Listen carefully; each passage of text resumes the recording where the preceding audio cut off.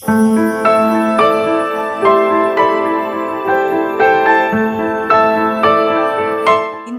வீடியோலயும் புகைப்படத்திலையும் நீங்க பாக்குறது ஹில் ஸ்டேஷனுக்கு டூருக்கு வந்தவங்களோட டென்ட் இல்ல.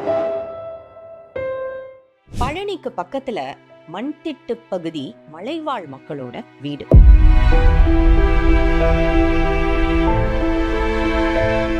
இந்த பாலத்தின் கவர் தான் அவங்களோட கூரை.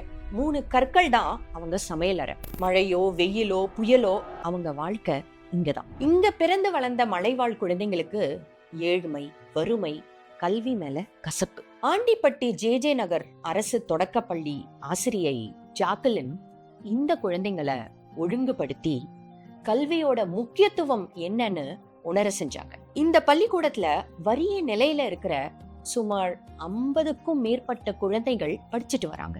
ஆசிரியை ஜாக்கலின் முயற்சிக்கு யான் அறக்கட்டளையும் பங்களிப்பு கொடுத்துச்சு. குழந்தைங்களுக்கு உடைகள், ஸ்கூல் பேக், கல்விக்கான உபகரணங்கள்னு வழங்கி உற்சாகப்படுத்தினோம். அந்த பள்ளிக்கூடத்துக்கும் டிவி, மோட்டார் பம்ப், ஃபேன்லாம் வாங்கி கொடுத்து சில வசதிகளை மேம்படுத்தினோம். இந்த பள்ளிக்கூடத்துல 5ஆம் வகுப்பு முடித்த பழங்குடி மாணவன் விஜயகாந்த யான் அறக்கட்டளை அரசு உயர்நிலை பள்ளியில சேர்த்ததோட மாலை வேளைகள்ல விஜயகாந்துக்கு சிறப்பு பயிற்சியும் கொடுக்கப்பட்டது. ஆர்வத்தோட படிச்ச விஜயகாந்த் 6ஆம் வகுப்புல அதிக மதிப்பெண்கள் எடுத்து தேர்ச்சி பெற்றாரு.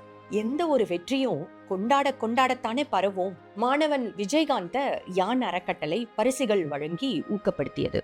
தடைகளை தாண்ட முடிவு செய்த மலைவாழ் சிறுவனுக்கு மேலும் ஊக்குவிக்கிற வகையில அவருடைய அம்மாவுக்கு தங்க கம்மலும் அவங்களுடைய மொத்த குடும்பத்தை ஊட்டிக்கு சுற்றுலாவும் யான் அறக்கட்டளை கூட்டிட்டு போச்சு.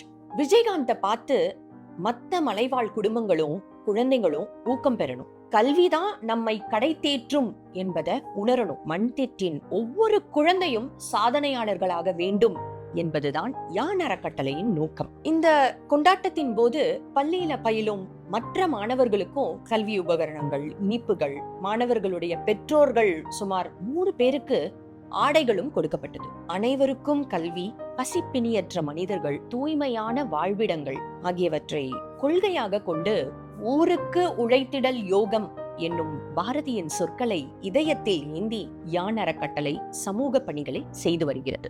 அற உணர்வு தொற்றிக்கொள்ளும் தன்மையுடையது.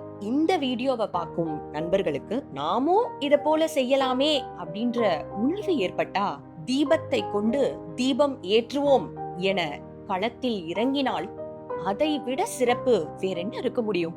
சரி நண்பர்களே, 7ஆம் வகுப்புல அடியெடுத்து வைக்கும் அன்பு தம்பி விஜயகாந்துக்கு உங்கள் அன்பான வாழ்த்துக்களை கமெண்ட்ல தெரியப்படுத்துங்க. இணைந்திருங்கள் யான் தமிழுடன். உயர்வாய் அறிவாய். நன்றி.